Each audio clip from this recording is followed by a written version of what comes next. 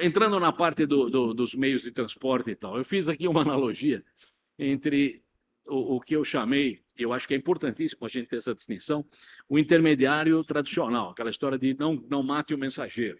Quer dizer, o intermediário tradicional, e aí eu dou como exemplo o livro do Júlio Verne e Miguel Strogoff, é o cara que carrega uma mensagem e faz o possível para entregar a mensagem sem ter ideia sequer do conteúdo dela. Na verdade, não é que ele não tem ideia, ele é até proibido, vedado de saber o conteúdo. Isso que acontece no correio tradicional, o carteiro não sabe o que está te entregando, se a carta te ofende, se a carta é verdadeira ou mentirosa, ele não sabe disso.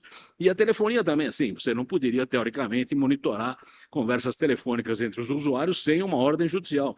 Você, teoricamente, está vetado de xeretar conversas entre indivíduos. Então, esse é um intermediário tradicional e eu diria que nós estamos, às vezes, valorizando erradamente a coisa. Por exemplo, o usuário atual, preocupado com a privacidade, valoriza muito esse intermediário que não interfere e que sequer sabe do conteúdo. Tanto que mensageria com criptografia tem sido a escolha do usuário normal. Em geral, o usuário prefere algo que nem o portador, teoricamente, conseguiria saber o que é. Não, se consegue ou não consegue, é uma discussão que eu não vou entrar tecnicamente em detalhe, mas alega-se que não consegue e isso ajuda o usuário a ficar mais confiável naquilo. Ele prefere um intermediário que não sabe o que está transportando. Então, esse é o exemplo número um.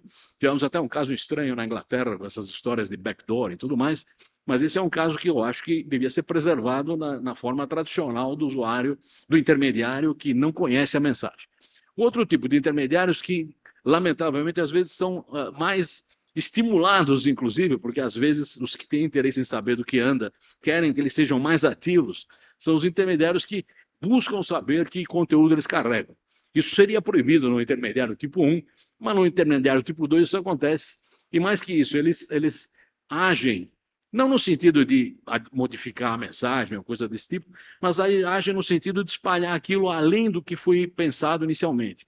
Nos mensageiros unicinais, eu recebo só o que mandam para mim. Nos mensageiros do outro tipo, eu recebo coisas que não mandaram para mim porque o algoritmo achou que me interessa.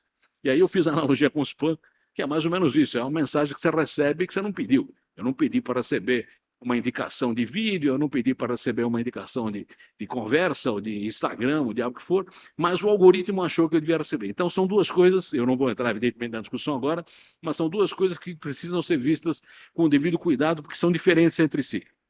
Bom, indo para o final, aqui é de novo a apresentação do Steve Crocker, está um pouco estragado o slide aí, mas dá para ver que nós temos web usando HTTP, e-mail usando SMTP, name lookup usando DHCP, voice usando SIP. Essas são as coisas que formam a internet e as coisas lá em cima são aplicações que podem ter méritos e deméritos, mas são independentes da internet em si. Então, esse é um alerta que eu refaço normalmente. Não usemos a palavra regular a internet, porque, na minha opinião, regular a internet significaria mexer nessa camada em branco aí, o que não parece ser uma boa ideia. Isso tem uma estabilidade técnica maravilhosa e tem o IETF para discutir.